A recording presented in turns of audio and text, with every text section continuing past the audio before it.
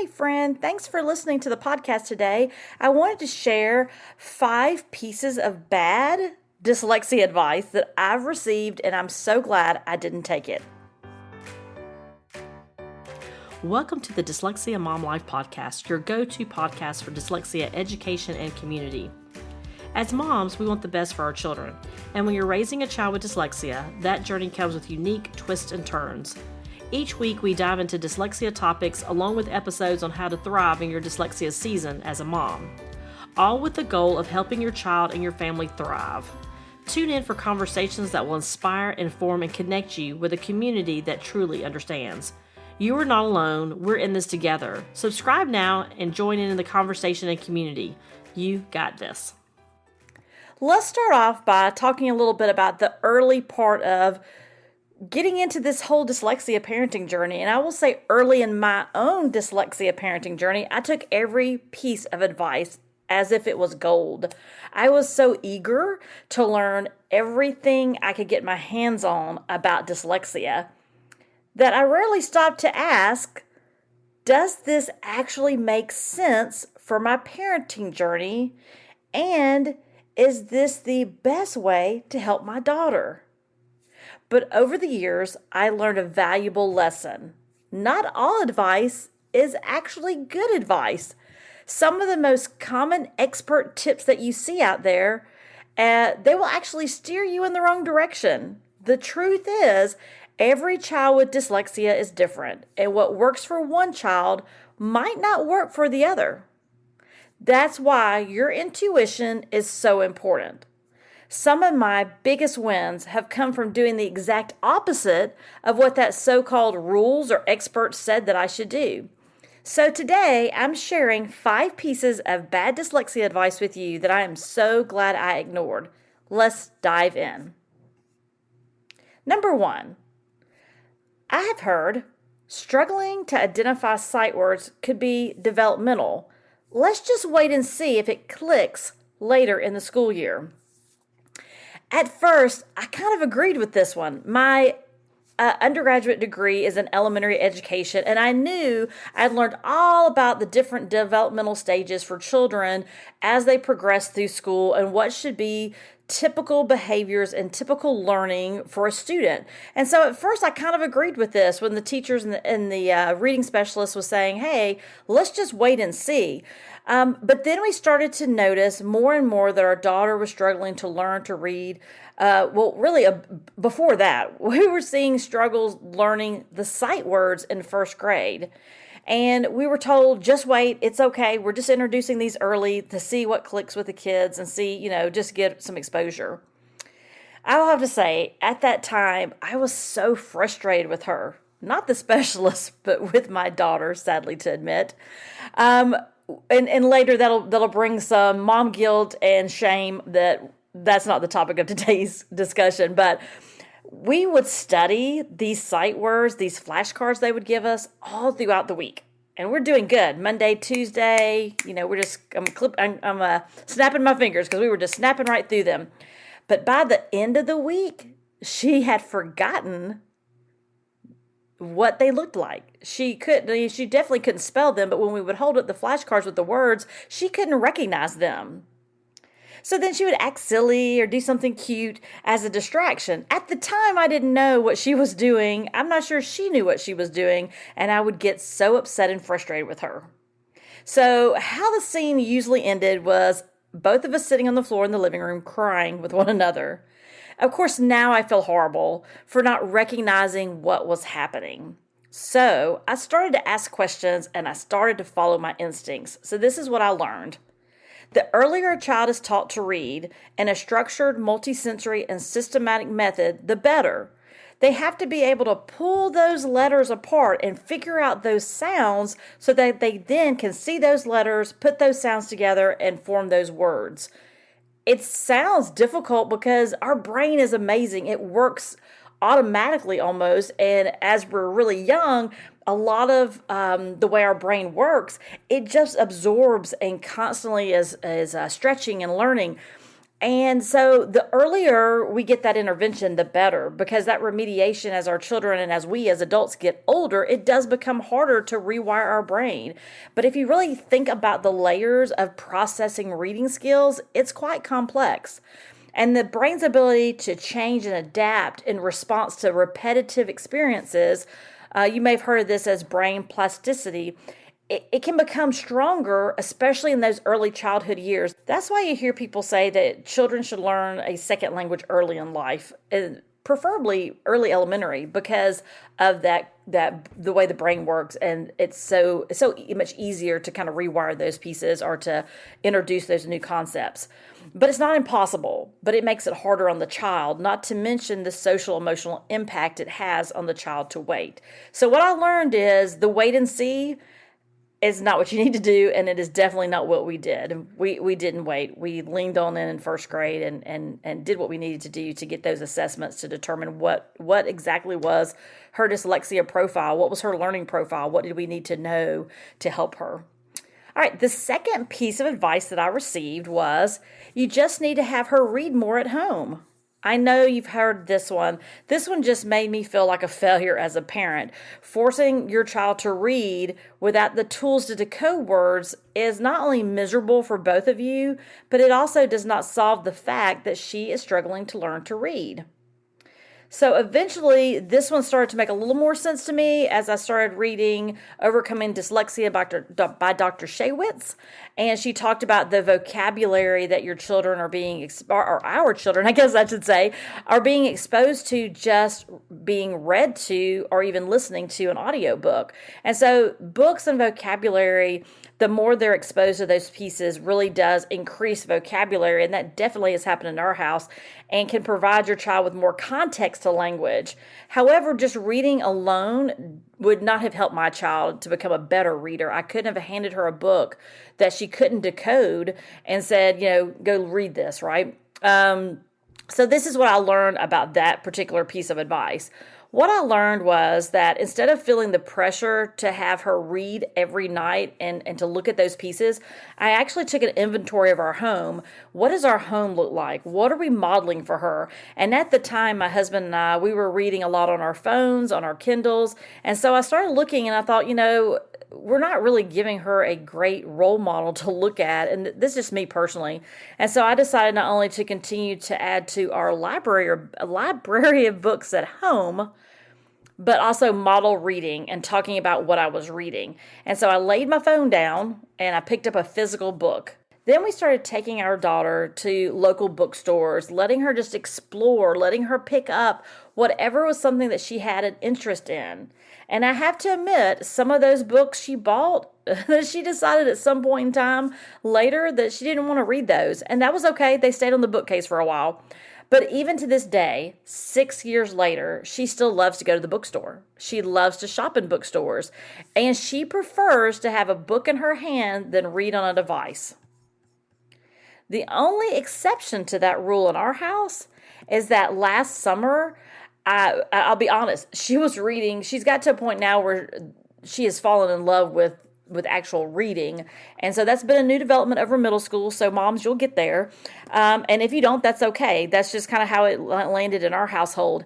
And so we decided to, over the summer, get a free trial of Kindle Unlimited. I'll leave a link in the show notes if you want to go to dyslexiamomlife.com. And in the show notes, I'll leave some links for you if you want to click over and do any kind of free trials that we have through Amazon. But let me tell you, though, the Kindle Unlimited just blew her mind and opened up so many doors for her. And she was able to not only read samples of books, so think of like movie trailers, but for books, right? She was able to read those and see what those looked like and decide, is that something I want to put on my list? Now she carries a little book list with her when we go out shopping to see like what are books I want to look at, what books I might want to read.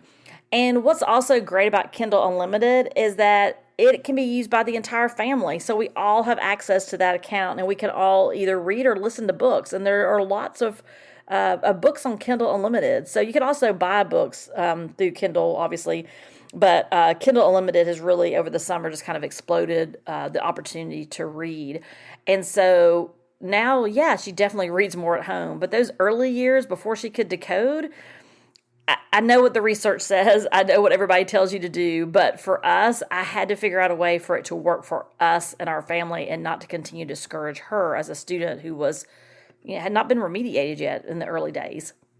All right, the third piece of advice that I got that I have to say is probably the one you hear as well, and it's really hard to stomach, is she is too smart to have dyslexia. She can't be dyslexic. She just needs to try harder. And I hear this all the time from moms. Dyslexics struggle to learn to read, but in other areas of their lives, they excel. They have strengths. They're really good in math, or they're an excellent soccer player, or they are amazingly creative in art. Maybe they are a model student in class, right? And unfortunately, until dyslexia really touches you in a personal way, either from your own dyslexia, your child having dyslexia, or if you're a teacher who is really having trouble connecting with a student, adults, they just can't make sense out of why this bright, smart child might have a disability, right? When they think about disability, they think about it in a negative light, in a negative connotation, and at what your child can't do. And that's why so many parents are told that their child just needs to try harder. Why is your child being lazy? Well, they're not being lazy. They're struggling. That's what's happening. And so what I learned about this piece of advice is that with dyslexia being what I consider one of those invisible disabilities or differences, you can't see it. So it's so hard for adults to understand what they can't see, right? And in teaching programs, there's not an emphasis on teaching through structured literacy. I mean, it may be today, like literally today, but when I was going through elementary education programs, that's what my undergraduate degree is, I was never introduced to this multi-sensory structured literacy approach to teaching, and many teachers that are in your classrooms right now were not either. So the other piece too, when you think about the advice of they just need to try harder, people have to realize, and I know you know this, our kids are trying hard every single day. They attend school all day. They spend lots of energy trying just to hold it together. And I know you, I see you, because I guarantee you, you have a child that gets in your car and either just passes out from exhaustion, decides to unload the whole day on you, right? Because they have held it in all day long. Or you get home to find them in tears, right? So not only do our kids struggle to get through a day surrounded by words, right? Our whole day is surrounded by words, but also not to stand out as the kids struggling among their peers. But no matter how hard they try, it eventually catches up with them. So early intervention and let's go back. Early identification, right? And early intervention is the key, but it's never too late either. You found this podcast for a reason. You want more for your child, and you want your child to be happy and successful. So I'm so glad you're here. Let's talk about the fourth piece of advice that I received that I did not follow. This was one that came at me kind of by surprise, actually. It was, are you sure she's dyslexic? She can read the eye chart just fine. So this one was really challenging my belief as a parent, had I identified the right concern. So when we first started this dyslexia journey with our daughter in first grade, there were many people along the way that either didn't believe she was dyslexic or they didn't believe dyslexia even existed. And as a parent trying to figure out this whole thing and this struggle, it was really hard and trying to figure out how to help her. And this just added to the stress of things. I will never forget how this entered my life. It was a time when we were getting her vision checked and we had just learned, I can't remember if it was a few weeks, it must have been a couple of months we knew she was dyslexic. And she was in the chair doing her eye exam, and I think he must have asked us, how are we doing? And I think we probably shared we were moving to go to this dyslexia school. And, we had already made a decision. We were packing up and moving across Atlanta to a school. But our family optometrist, with the most sincere look on his face, said, well, are you sure she's dyslexic? Because she's reading this eye chart just fine. And I realized at that moment that not everyone was going to understand our journey. It was a kick in the gut that, as this educated doctor, did not even know what dyslexia meant. And if you've done any research around dyslexia, you will see some advice and comments about vision, and is vision really the issue with dyslexics? This is not the time for that. But I guess it surprised me because I feel sure he has probably been exposed to some of that literature, and so it kind of caught me a little off guard, to be honest. And I have to say, I got in the car and thought, I need to send him Dr. Shaywitz's book on overcoming dyslexia. I did not, but I have to say, I really wanted to share it with him, if not only so someone else didn't have the same experience with this well-meaning optometrist. So what I learned was that this experience taught me that I needed to have an understanding and a simple way to explain our daughter's dyslexia to others. This included family, friends, and yes, even our medical providers. Telling our daughter was actually easier than explaining what was going on with her to other adults that was in her life and in our life. What it did was really force me to figure out a simple way to explain dyslexia to others that did not label our daughter in a negative light. So to explain dyslexia, here are some key things that you can do. These are some things that I've done. Is that you do need to use some simple language. You need to emphasize that it's a learning difference, is that her brain, how her brain works differently, and that it's not a reflection on her intelligence. Actually, it's just the opposite. A lot of dyslexics are really bright people, and that's not I think sometimes people think of disabilities, it's attached to your IQ and your IQ being low, and that might be true for certain disabilities, but for this particular piece of a difference about how her brain works, it does not reflect her ability to do things, or her ability or her reflection of her intelligence by any means. And really, how can we focus on strengths and strategies for her to be successful rather than just focusing in on those challenges? Here are a few tips when you think about explaining dyslexia to others. I would start with a basic definition. Explain that dyslexia is a learning difference and is not a sign of low intelligence. You can describe it as a neurological variation that it just affects her processing, how her brain actually processes language, and highlight that what it impacts is reading, spelling, writing, but it can also affect other areas like organization and memory. This can be really helpful for others to know. Second piece is emphasize strengths and positives. Point out others that we know of in our society that are here and even historically that were dyslexic. They're very successful people. They're artists and scientists and entrepreneurs, just in every category you think of, that are dyslexic. And focus on those unique strengths that accompany it. The creativity, the problem solving, if your child loves to do puzzles or Lego, all those things, those are how they're showing those pieces and those strategies and that visual spatial skills they have. And with the right support and strategies, we know that they can thrive. 3 is provide some specific examples. Talk about how it really looks in their life, right? Are they having difficulty reading aloud? Is spelling words correctly difficult? We're going into high school and we are still at our house, still dealing with spelling and it being very phonetic. So even following directions, right? That's another example of pieces that they struggle with.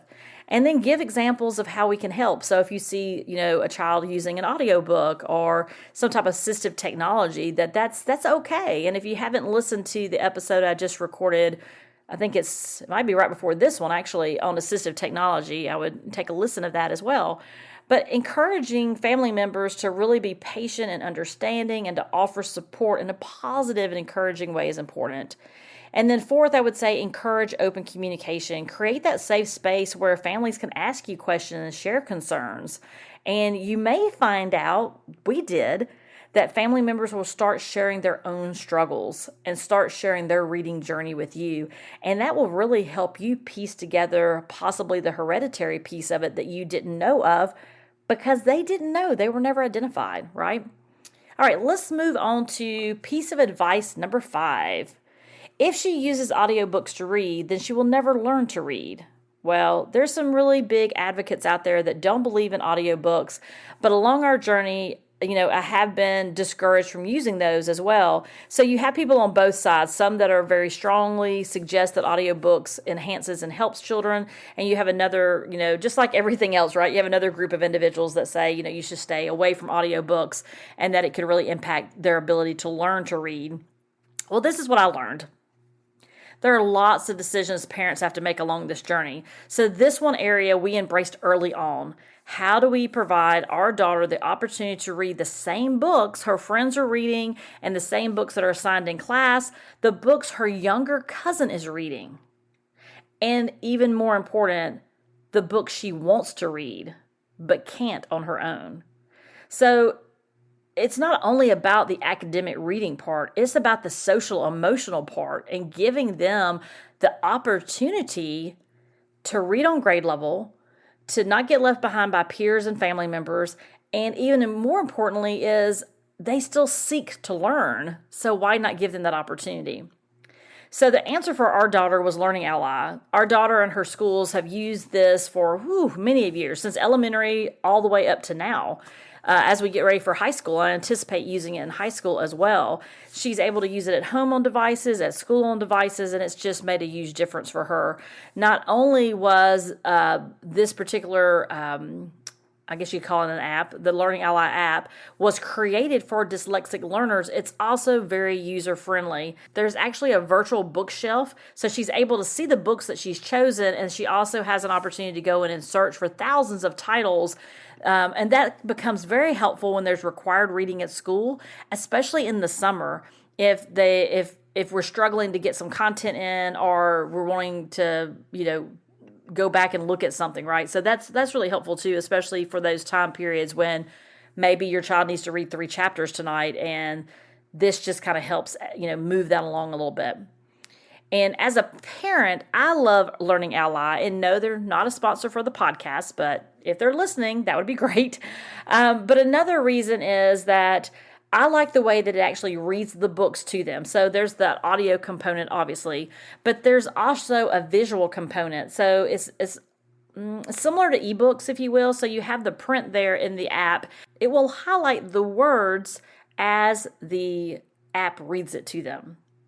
And the voice is not robotic. It's very smooth. I mean, there's different voices on there, but it really provides the reader an opportunity to follow along. So they not only see the word, but they hear the word. And so I found that that's been really helpful.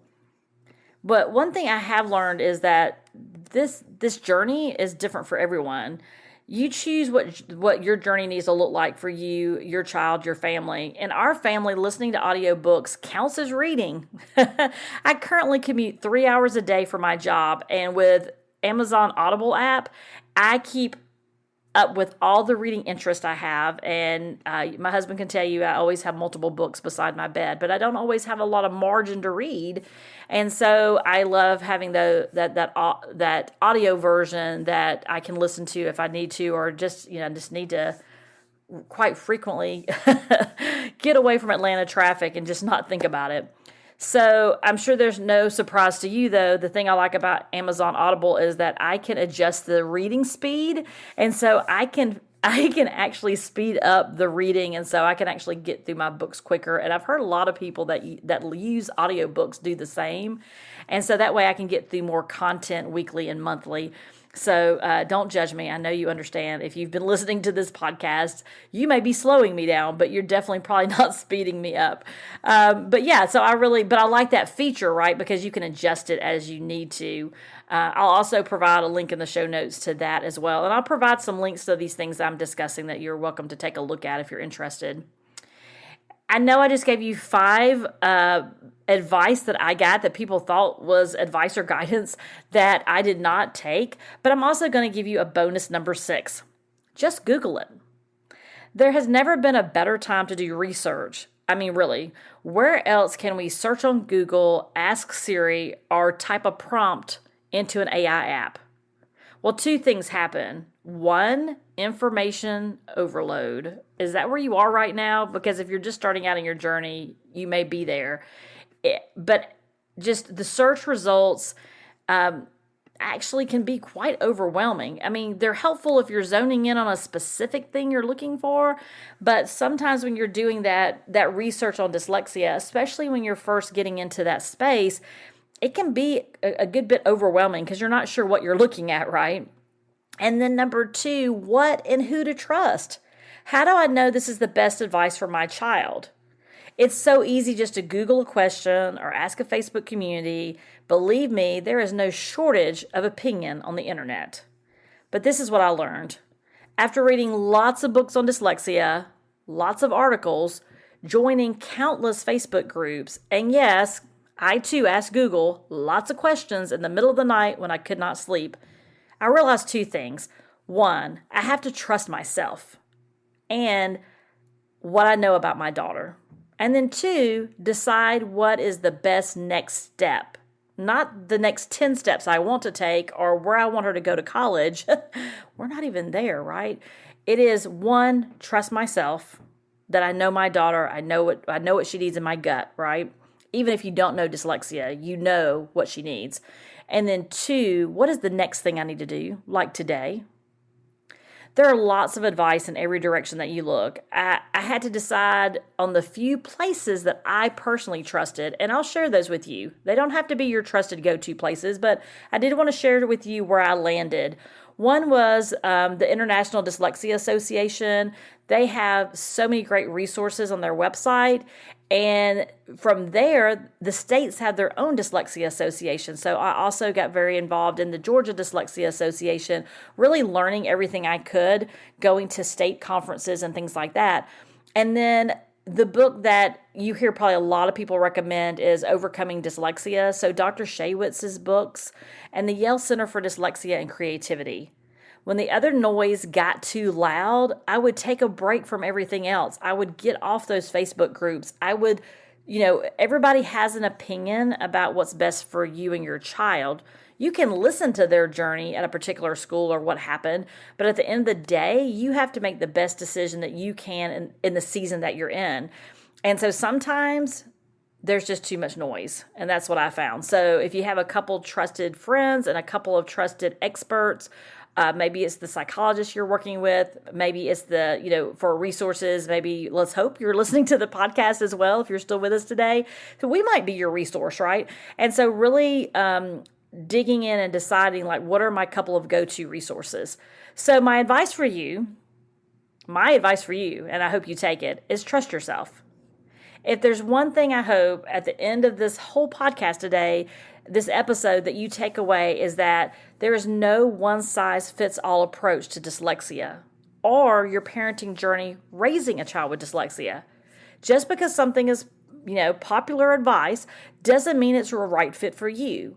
I want you to constantly be filtering through your own filter as to what advice is meant for you, what makes sense for you, what resonates with you, what is exciting for you. If you need to, if you're a praying person, go pray about it. What is the best next piece? Give yourself permission to leave anything else behind. Even listening to the podcast, if there are episodes that you listen to and you're like, I'm not quite there yet, or yeah, I've got that pretty locked in, it's okay. Give yourself some permission to leave some stuff behind that you don't need without guilt, without shame, without questioning your judgment. You know your child, your family, and your financial situation better than anyone else.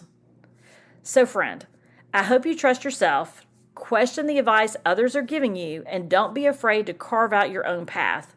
Although others have found success or failure with a particular school or tutor or program, does not mean your child will have the same experience. Every child with dyslexia has a unique dyslexia profile. That's it for today's episode. I hope this episode was helpful, and if it was, please share this episode with another mom who needs to hear this. And if you're loving the podcast, I'd be so grateful if you would pop over and leave a review on Apple Podcasts. It would mean the world to us. And until next time, remember, you got this, and I'm cheering for you every step of the way.